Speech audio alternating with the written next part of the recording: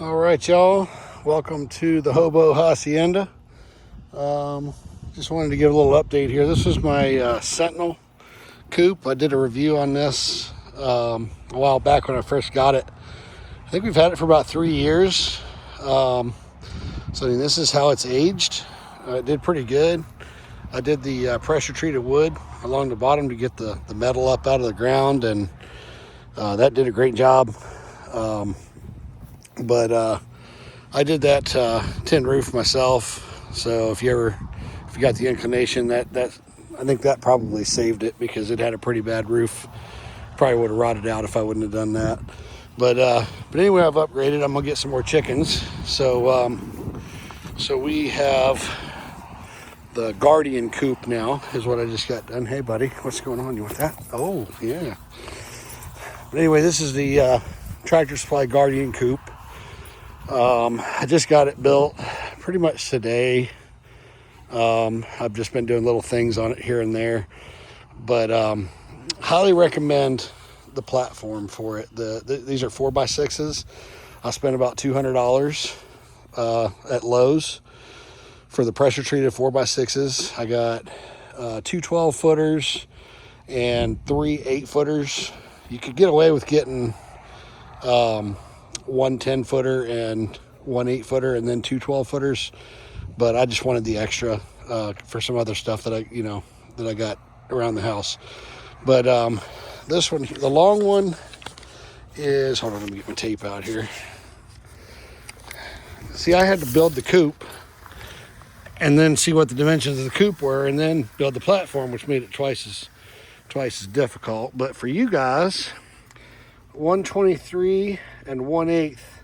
Now, if you want the end of the coop, the cage here, to land right in the middle of that 4x6, then you need to take a 1/2 inch off of that measurement. But you can see how I got the coop landing right in the middle of the 4x6s along the long run. These, I believe, are 60 and 1/2 inches, the cross members. And yeah, 60.5. And what that does is, it's basically a rectangle, and it's got one cross member in the middle. The pallet that the coop comes with has these little feet down underneath there. There's 6 of them. There's 3 on this side and then 3 over here.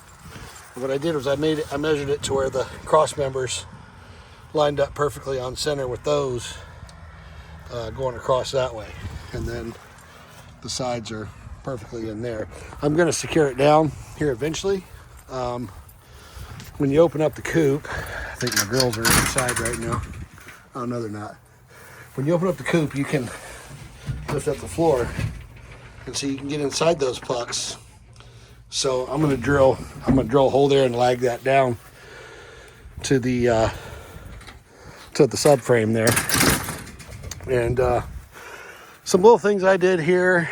I got this ABS plastic. It was about $32, I think, for a 4x8 sheet.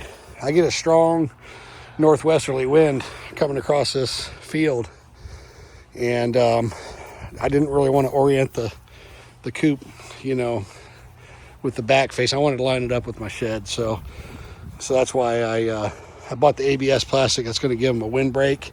I got another piece I haven't cut yet that I'm going to put on this one, and you can see, I'll show you here in a sec.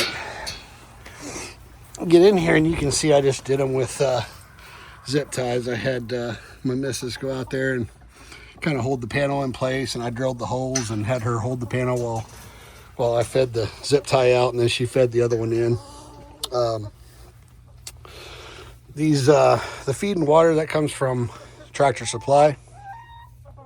I just got this one set up. I was using that guy right there, and my water was freezing, so I got this. It's about, let me see, 22 degrees right now. Feels like, I think it feels like 9. So it's really cold in Gallatin, Tennessee. I've got temporary power just run to this, and it stayed unfrozen last night. So that thing works really good. That's the base that you get at Tractor Supply, and the watering thing. I was going to try the plastic one on there, but it said it's meant for the galvanized, and it said it gets really hot, so I didn't want to mess around with it melting, so I went ahead and got the galvanized. It's about $100 for the pair of those. Got this hung here just from the center support with some paracord. Keeps them from pooping in it as bad. I got to get some bedding in here for them. I just got it set up last night and got the girls moved in here. So things I'm gonna upgrade on is definitely the hardware. This hardware kind of sucks, and you can get stuck in there if you're not careful. I'm not sure how these go. I think maybe like that, but I don't know. But they kind of suck. I'm gonna get different hardware for that. Be careful when you're putting it together. Your roof can get a little bit misaligned. You can see those. I'll zoom in here. You can see them screws aren't perfectly, on the ridge there. I got a little bit out, but I wasn't too worried about it. I got right here. You can kind of tell it's out. I'm just going to get some adhesive to put in there, cover it up. Eventually, I'm going to do a gutter and rain catchment so that I can have constant water supply. Don't really have to worry about it too much. Here's some more of the really cheap bolt catches that they got that are pretty bad. That I'm going to replace those as well. But that's where you get your eggs. It comes with 3 roosting bars. However, 2. I only got 3 birds right now, so I'm just putting that one in there. But the other 2 go across here, and they could actually roost above the nesting boxes, and I don't want them pooping in there, so I'm not going to use those right now. I'm about to get some more birds. If I get more birds, I'm going to start using them, but I'm going to put some like little spikes on top of the roosting bars right above the nesting boxes, so I don't really have to worry about them pooping on the eggs and whatnot. So I'm going to put, I got a little heater. Thinking about either, I haven't figured out whether I'm going to put a heater or I got the heat lamp in here. And what I do with the heat lamp is I've got it plugged into one of those smart plugs, and it works with Google. And I set up an automation so that once the temperature gets down below 35, it will kick on that light. And it gives me a notification on my phone that it has kicked it on. And then when it gets above, I think I got it set at like 38, it cuts the light back off. So it works really good. I just haven't moved it over from the Sentinel to the Guardian yet. But yeah, I think I'm going to like this coop a lot better. It's going to be a lot easier to clean because I can just get in there and stand up and sweep it out or whatever. Trying to think, I don't want to ramble too much at the end of the video here, but I'm just trying to think if there's anything that I'm missing.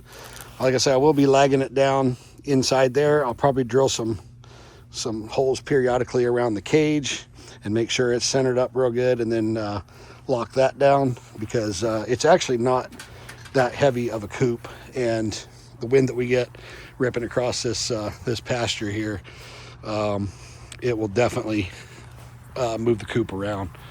So I'm going to do that. I'm going to run permanent power to it. I got my shed here.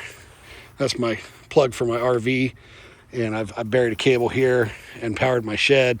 I'm probably going to patch off of that again and come across here, run permanent power to the coop, and and when I do that, then I won't have this cord going across to the shed, like for the heated water and for the heat lamp or whatever it is that I end up doing on the inside there. So let me know what you think, guys. I know there's a lot of videos on this coop already. I haven't seen anybody really do a whole lot of mods or anything except just pretty much everybody does this. But let me know what you think about it. If you've got one, any tips and tricks you might have. I know some people will caulk the holes, so you got like these where it's put together. That's actually a hole that goes all the way through. You can see inside the coop there's a lot of gaps. So I saw one guy, he put caulking in here in all these, but I don't really see it as too much of a big deal. There's pretty good sized gaps in the door anyway. So I mean, you're not really going to stop it from being drafty in there, but I can put a heat lamp and make them more comfortable. So, but yeah, let me know what you guys think. It's a Sentinel chicken coop from Tractor Supply. It took me about, if I'd have worked at it nonstop, about a day to put it together. The biggest time was leveling this out, digging to keep that level, and then putting the coop on top of it. You know, about a day to put it together by yourself, because I pretty much worked alone through the whole thing. So just let me know what you think. Have a good one, y'all. Merry Christmas. God bless.